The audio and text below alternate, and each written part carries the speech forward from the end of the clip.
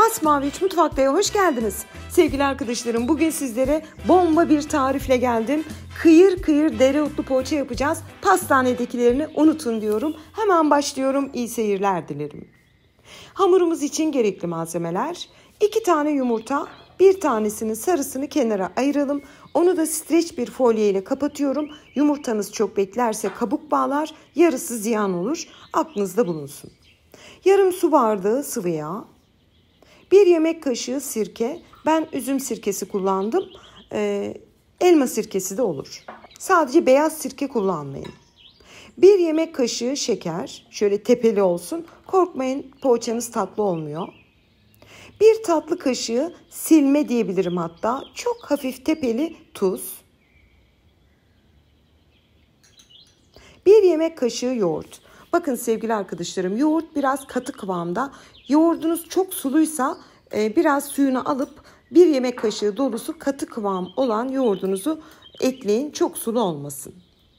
Böyle kaşıkta kalanları da hiç ziyan etmiyoruz. Hiçbir şey ziyan olmasın.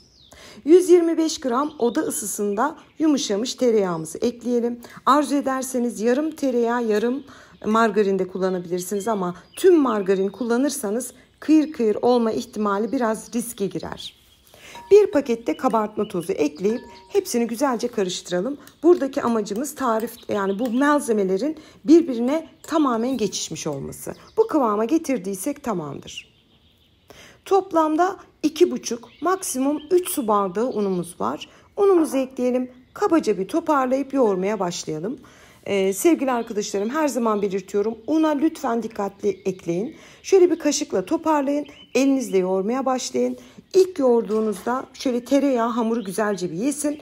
Gerekirse takviye yapın. Ben de 2,5 su bardağı artı 1 dolu yemek kaşığı tam denk düştü. 2 dakika hamuru yoğurdum. Bakın ne diyoruz her zaman? Fıstık gibi bir poğaça hamurunu yoğurduk. Şimdi en önemli aşamaya geldik. Dereotumuzu ben daha önce yıkadım. Bir demet taze dereotu kullanacağız. Kurusunu kullanmanızı tavsiye etmiyorum çünkü hiç aroması gelmeyecektir. Bir demet taze dereotunu yıkadım. Bir mutfak havlusunda iyice suyunu alın. Bu çok önemli. Yani hiç su olmasın. Daha sonra ince ince onu kıyalım.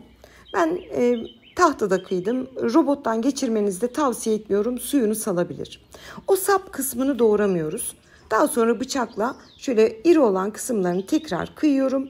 Bakın, elinizde böyle uçuşacak, yani hiç su yok. Böyle çok şahane bir dereotu hazırladık.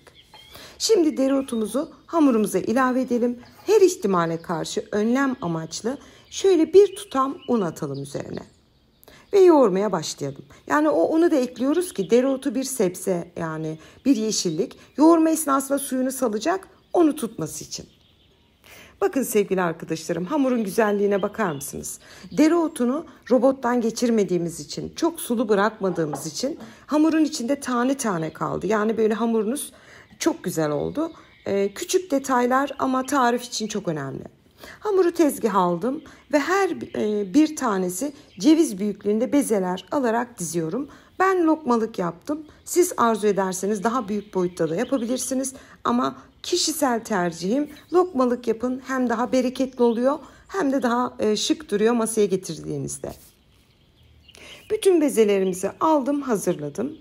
İç harcı için 100 gram beyaz peynir, üzerine de biraz maydanoz doğrayıp hazırlamıştım. Şöyle bir karıştırıyorum ve şekil vermeye başlıyorum. Şimdi sevgili arkadaşlarım, bir tane bezeyi alın, elinizde bir yassıltın, ortasına peyniri ilave edip 2 tarafını kapatıp dikiş attığımız, yani o kapattığımız bölmeyi ters çevirelim. Tabanda biraz düzeltip 2 ucunu da elimizle sivriltip tepsiye dizebiliriz. Yani böyle biraz badem formu veriyoruz. Çok güzel oluyor. Klasik bir poğaça formu vermiyoruz.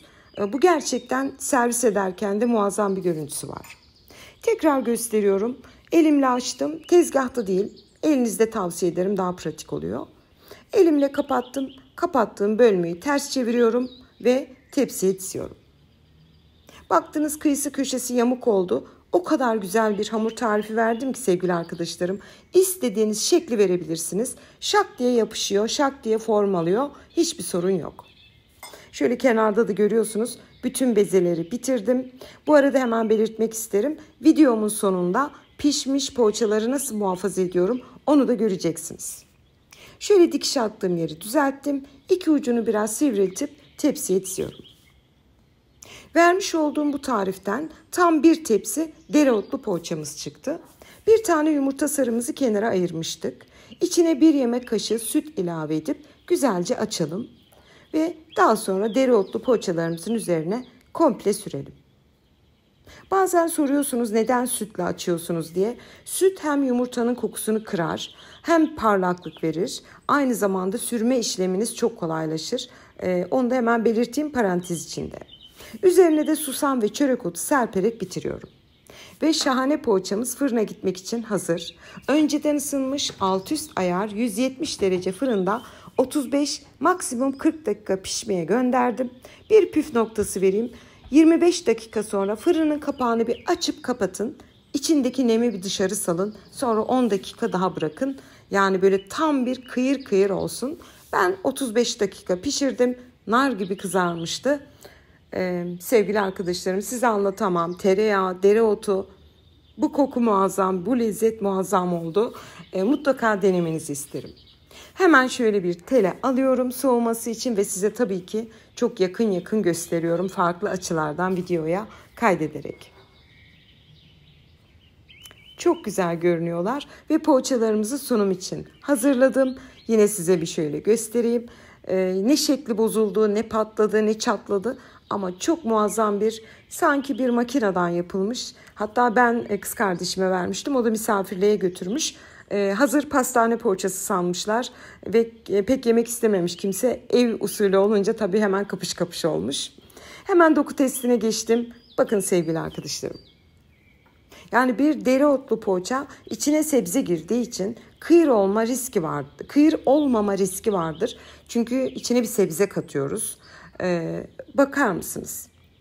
Elinizle ezdiğim an zaten dağılıyor. Kıdemli ablalar hemen anlamıştır nasıl kıyır oldu. Lütfen denediğinizde bana yorum olarak yazın. Ben çok mutlu oluyorum siz deneyip yorum bırakınca. Nasıl muhafaza ediyorum onu da videomun sonunda görmek isterseniz bakabilirsiniz.